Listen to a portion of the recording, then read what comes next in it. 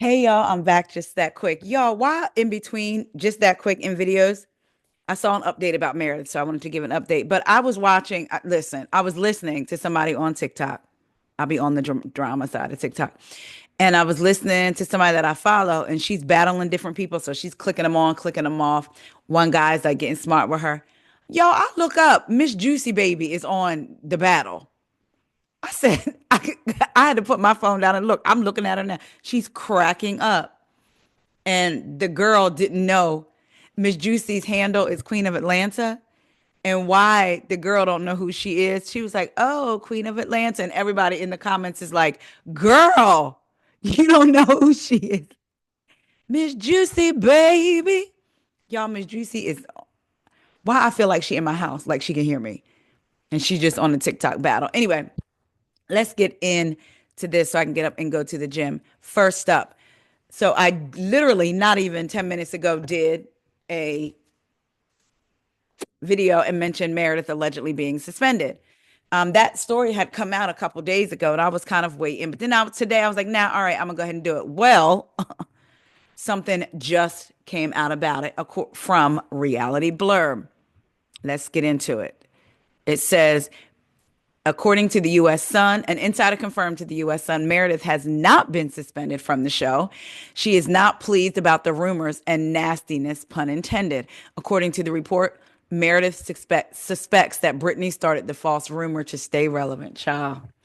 Meredith and Brittany get into some pretty nasty altercations and have some blowout fights, but nothing that warrants suspension.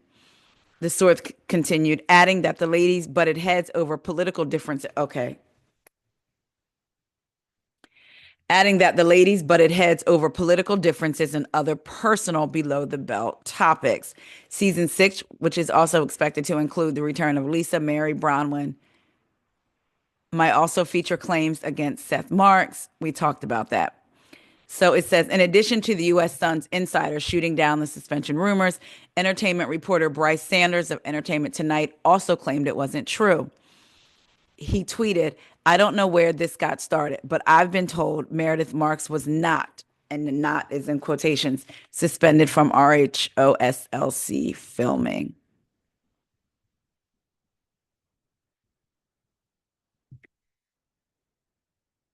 I need to go back to something. I want to go back to something. The insider says the ladies butted heads over political differences and other personal below the belt topics. Y'all, I don't even want to hear that because I can pretty much tell you who stands where. I bet you where they fall if this is true on the political spectrum.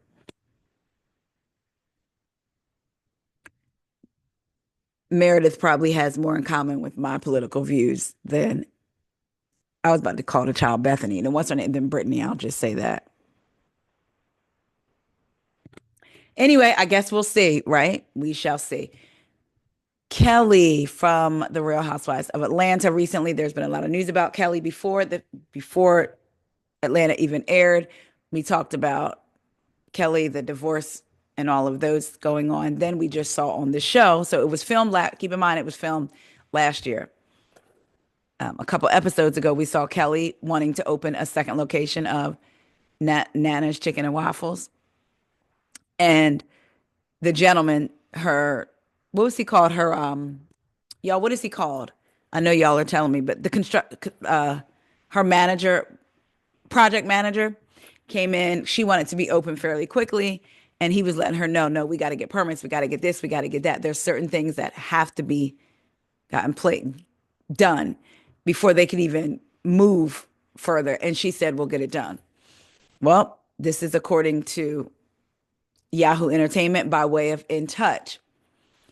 Real Housewives of Atlanta star Kelli Ferrell was accused of owing a six-figure sum in unpaid rent for her restaurant months after making her debut on the show, In Touch can exclusively report. According to court documents obtained by In Touch, the landlord, The Prado, filed a lawsuit against Kelly, 39, on March 26th. In the complaint, the company claims Kelly leased a commercial spot from it for her Nana's Chicken and Waffles in Sandy Springs, Georgia. The landlord said the 5-year lease, executed on January 16th, 2024, expires on August 31st, 2029. So she got the building January of last year. In the suit, the landlord claims Kelli and Nana's have breached the terms of the lease by, amongst other things, failing to obtain required permits, failing to commence tenant improvements, failing to open the premises for business with the public, in addition to failing to pay rent when due. The landlord said it notified Kelli of the defaults in August of 2004, October of 2004. I'm sorry.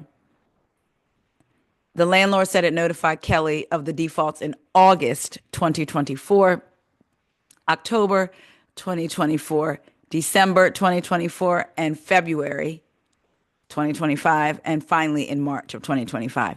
The suit read, despite receipt of the notices of default, neither Nana's nor the defendant has cured the monetary default or the non-monetary defaults.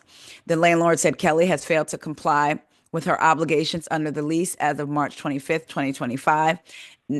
Nana's remains in possession of the premises, and the lease has not been terminated in writing. Kelli was accused of owing $101,140.64 in unpaid rent and late charges. The landlord also wants Kelli to cough up $13,453 for future rent owed until the expiration of the lease. Additionally, the landlord demanded attorney fees if the debt was not paid in full within 10 days of the suit. A rep for Kelli tells In Touch about the lawsuit. This is in regard to her second location, which is underway. Although Kelli's divorce has been finalized, there is still a lot of gray area left, especially with finances. The rep accused Kelli's ex-husband of failing to pay money awarded to her in the divorce and child support. These instances, along with the fact that she had to pay close to $160 in legal bills for the divorce, left Kelli in a small financial stomp with opening new locations, her rep said. However, this situation is currently being sorted out with the landlords of the new location, and Nana's in Sandy Springs will be open by this summer. They ended. Kelli has been a successful entrepreneur for over 8 years, but this divorce is extremely contentious and has caused issues. So they said, the $160 in legal fees that she's had to pay has left her in a financial stump. That's a lot. Oof, that's a lot. Now, I do wonder, we saw pics of different events last summer. So I'm wondering if, she doesn't have a soft opening for this? Because in my thinking, when I saw her showing what she was doing, I wondered if she was going to try to have a soft opening. And then that way, by the time the show aired, it would be open so people could come, to help drive business. So I was wondering if she had a soft opening, but who knows? I just hope that she's able to get whatever finances are owed to her paid to her, and that she's able to square this away. Because, hey, it's creating generational wealth for her children. And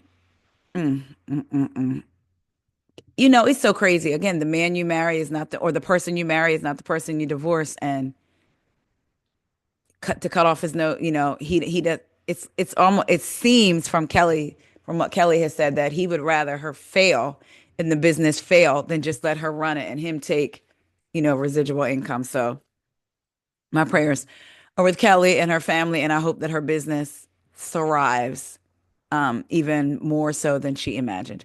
All right, y'all. Y'all let me know what y'all think about this. I'm going to go work out. I do not feel like it. Y'all feel like laying down and just scrolling TikTok like a TV show and doing my RHOBH review. But got to go work out, y'all. All right, y'all. Love y'all. We'll talk to y'all probably tomorrow. See ya.